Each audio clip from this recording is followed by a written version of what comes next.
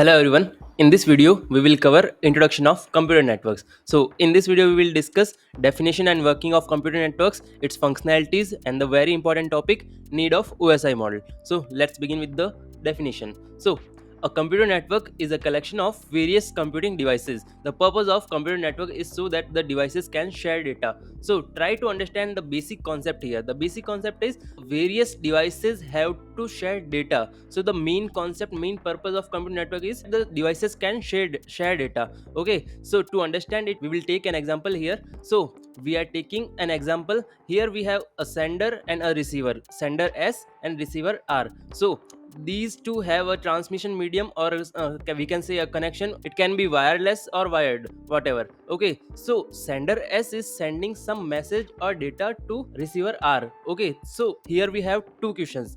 First, whether R is receiving the data or not. If it's receiving, then it is understanding the data or not. Okay, so here we have two questions. So the computer network concept says the data which sent by the sender, it must be understood by the receiver also. Okay, the main concept says that receiver must understand the data. Okay, so for that there should be some protocols. Okay, what is protocols now? So in senders machine and receivers, and we have some set of rules, so we call it protocols. To understand it, we can take a simple example. So we are taking here a Punjabi guy and a Tamil guy. Okay, so you can say that Punjabi guy is a receiver and Tamil guy is our sender. Okay, so Tamil guy is speaking to a Punjabi guy. Okay, so the question is whether Punjabi guy is getting a message. Yes, obviously he is getting some message from Tamil guy. And the second question is whether Punjabi guy understands it or not. Okay, so no, if Punjabi guy knows Tamil, then he will understand, but if he doesn't know it, then he will not understand it. Okay, so here we have some set of rules, like if Punjabi guy knows Tamil, then he will understand. So here we are defining some rules. We can call set of rules protocols. Okay, to understand the message, R and S both will have some protocols running on their machine. Okay, this is the concept of computer networks, that the receiver must understand the data. Okay, so moving forward, here we are taking two scenarios. First scenario is sender and receiver both present in same machine. Okay, how they will present in same machine? For example, we are taking our PC. So we are taking our keyboard as a sender here, for example, and receiver our monitor. Okay, so we are pressing some key on keyboard. Let's say we are pressing F key and it is showing on monitor receiver. Okay, so here some process are ongoing on sender side and as well as on receiver side. One process is communicating with other, so we will call it inter process communication. It is going on the same machine. Okay, so in the same machine one process is communicating with other, so we will call it inter process communication. So this whole scenario is not dealt by computer networks, it is dealt by operating system. Our operating system, in our operating system there is a kernel which will take care of it. Okay, in scenario 2 we are taking different machine. The sender and receiver both are different machine. Okay, we are taking an example. Let's say one machine is present in India and second machine is in USA.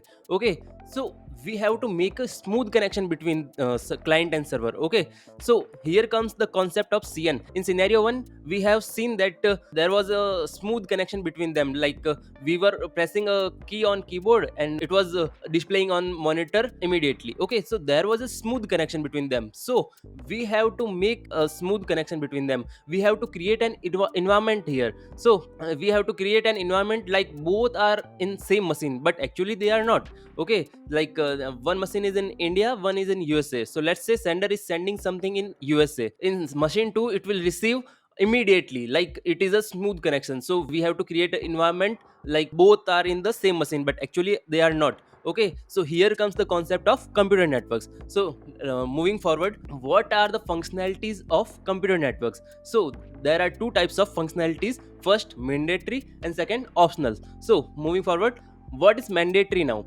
When client machine is sending some data or request to the server, then what are the mandatory functions that we can't neglect? So there are some functionalities, there are some protocols that we can't neglect. These are mandatory functionalities. Okay, let's try to understand it by an example functionality. First functionality is error control. So let's say a person in India is sending some message in USA. Let's say he is sending hi message to USA, and in USA the receiver receives li. So there is an error, so we have to check that same message is being sent there or some other message is being sent there. So if there is an error, so in our mechanism there should be a lot of functionalities that should tell us that there is some kind of error, that in our mechanism there is some kind of protocol is running, that they are telling us that there is some kind of error, and then we will fix it. So this is error control. Okay, moving forward to flow control, there is a functionality called flow control. So let's say a sender is sending something in USA, okay, some message, some data in USA, and he is filling all the network, he is filling all the network with the data. So there is some kind of overflow. So in our mechanism there is some kind of constraint over there, there should be a functionality over there. If we are using that constraint, then our network will flow properly, otherwise there could be chances of congestion. Okay, moving forward to multiplexing, demultiplexing. In our upcoming videos we will discuss it in detail, but for this I will explain it in short. So in our mechanism a lot of processes are going on, like I have clarified that what is processes and all. So out of those processes, which process is sending data?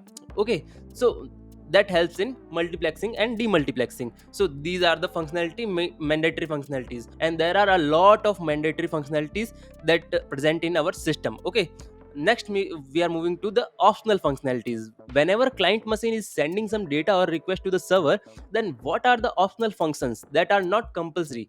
Like in mandatory functional we have seen that the those were the mandatory, and like in optional these are optional. Okay, so let's try it with an example.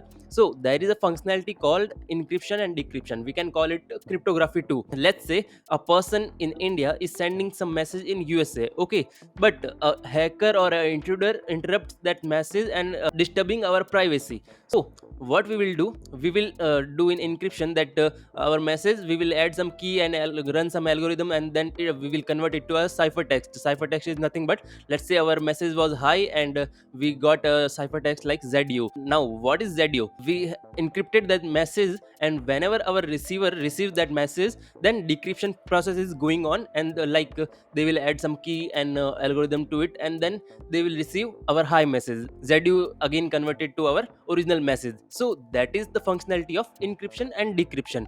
Okay, but is this functionality requires in all the application? No, this functionality does not requires in all the application, but in banking system applications it should be there. If it is not there, then the hacker or intruder will interrupt the privacy and like steal some data and steal some money also. Okay, try to understand one more thing here. Like if we are adding some optional functionalities in our system, so system complexity will increase because of these algorithm. What are these?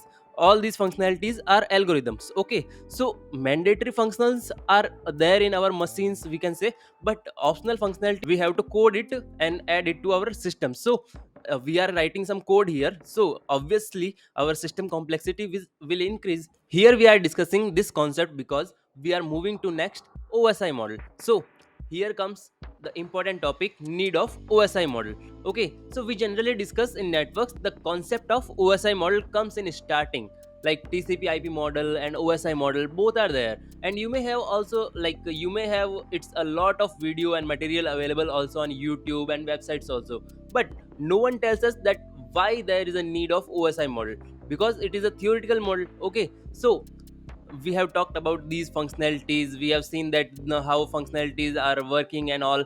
We have seen that we have more than 70 plus functionalities there. Okay, so the reason behind that model is this, that all these functionalities that we are providing, so there are a lot of functionality in optional and mandatory which are more than 70. So we made an standard model of these functionalities. Okay, we will call it OSI model or TCP IP model. We have a standard model called OSI model. Okay, so in this model we are providing all these 70 plus functionalities. So there is a need of OSI model in computer networks, very very important. Okay, so now moving forward, this model has 7 layers. These are called heart of OSI model. Okay, so first layer is physical layer, second is data link layer, third is network layer, fourth transport layer, fifth session layer, sixth presentation layer, and last application layer. These 7 layers are heart of OSI model. In our upcoming videos, we will discuss each and every layer in separate videos. Okay, so we will discuss about its functionalities, protocols, and all the things about